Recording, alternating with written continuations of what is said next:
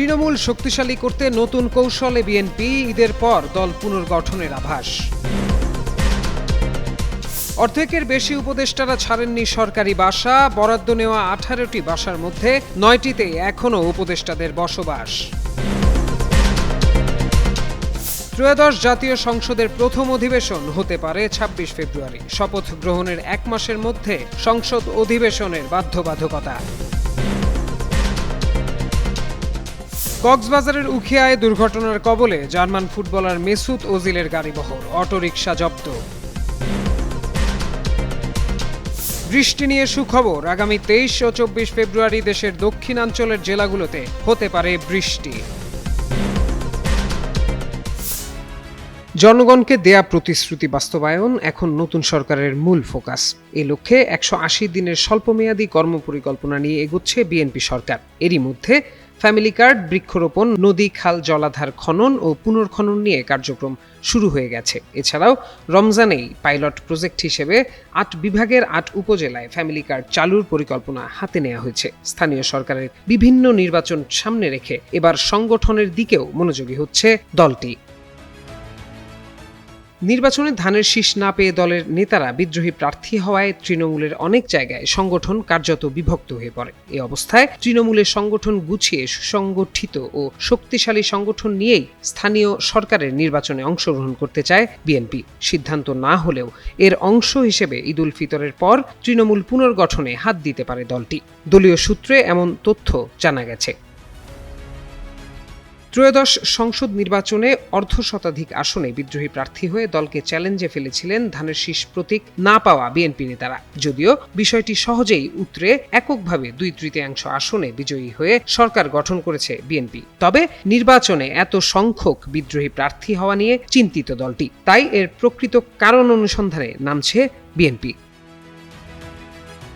দলটি বুঝতে চায় দলের নেতারা নিজেদের অধিকতর যোগ্য মনে করছেন নাকি কারো ইন্ধনে বিদ্রোহী প্রার্থী হয়েছিলেন তারা। দলটি মনে করছে নির্বাচনে পাশ করার প্রবল সম্ভাবনা ছিল, এরকম বেশ কয়েকজন প্রার্থীও হেরে গেছেন। এদের মধ্যে খুলনা 2 আসনের নজরুল ইসলাম মঞ্জু, রংপুর 6 আসনের সাইফুল ইসলাম, ময়মনসিংহ 1 আসনের সৈয়দ ইমরান সালেহ প্রিন্স অন্যতম।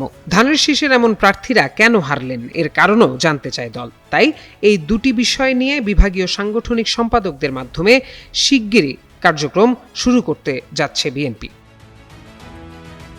বিএনপির দপ্তর বিভাগ থেকে পাওয়া তথ্য অনুযায়ী দলীয় সিদ্ধান্তের বাইরে গিয়ে যেসব নেতা নির্বাচনে স্বতন্ত্র প্রার্থী হন এমন অন্তত 71 জনকে দল থেকে বহিষ্কার করা হয়। আর দলীয় বা দল সমর্থিত জোট প্রার্থীর বিপক্ষে গিয়ে স্বতন্ত্র বা বিদ্রোহী প্রার্থীর পক্ষে অবস্থান নেয় সারা দেশের বিভিন্ন এলাকায় সহস্রাধিক নেতাকর্মীকে দল থেকে বহিষ্কার করা হয়। বিএনপির সাংগঠনিক কর্মকাণ্ড প্রসঙ্গে দলটির ঢাকা বিভাগীয় সাংগঠনিক সম্পাদক কাজী সাইদুল আলম বাবুল গণমাধ্যমকে জানান, সামনে স্থানীয় সরকারের নির্বাচনগুলো পর্যায়ক্রমে হতে থাকবে, সুতরাং দলকে গুছিয়ে সুসংগঠিত রাখতে কাজ করবে বিএনপি। প্রত্যয় দাস, যুগান্তর নিউজ।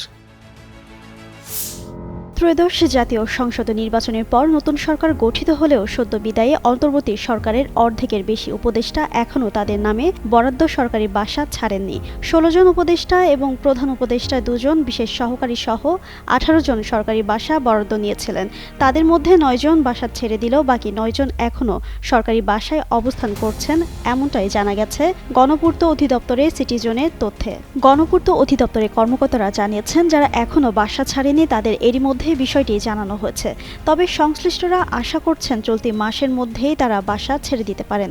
বিদায়ী অন্তর্বর্তী সরকারের যেসব উপদেষ্টা এখনও পর্যন্ত বাসা ছাড়েননি তারা হলেন আসিফ নজরুল, CR আবরার, মোহাম্মদ ফাউজুল করিম খান, বিধান রঞ্জন রায় পোদ্দার, মোহাম্মদ তৌহিদ হোসেন, ফারুকি আজম, বীর প্রতীক ও শারমিন এস মুর্শিদ।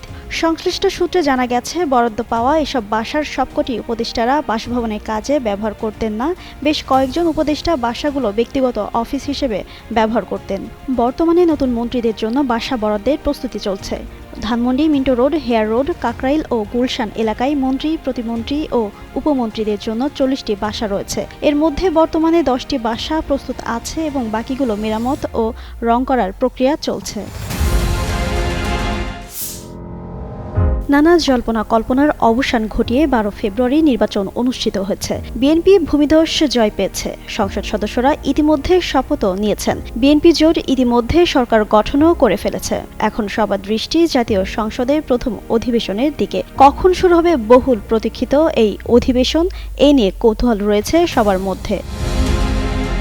সংবিধান অনুযায়ী জাতীয় সংসদে নির্বাচনের ফলাফলের গেজেট প্রকাশে 30 দিনের মধ্যে রাষ্ট্রপতিকে নতুন সংসদের প্রথম অধিবেশন আহ্বান করতে হবে। তিনি প্রধানমন্ত্রীর লিখিত পরামর্শ অনুযায়ী তা করেন। বিজয়ী সংসদ সদস্যদের গেজেট 13 ফেব্রুয়ারি প্রকাশ করা হয়। সেই হিসেবে 14 মার্চের মধ্যে সংসদে প্রথম অধিবেশন বসতে হবে।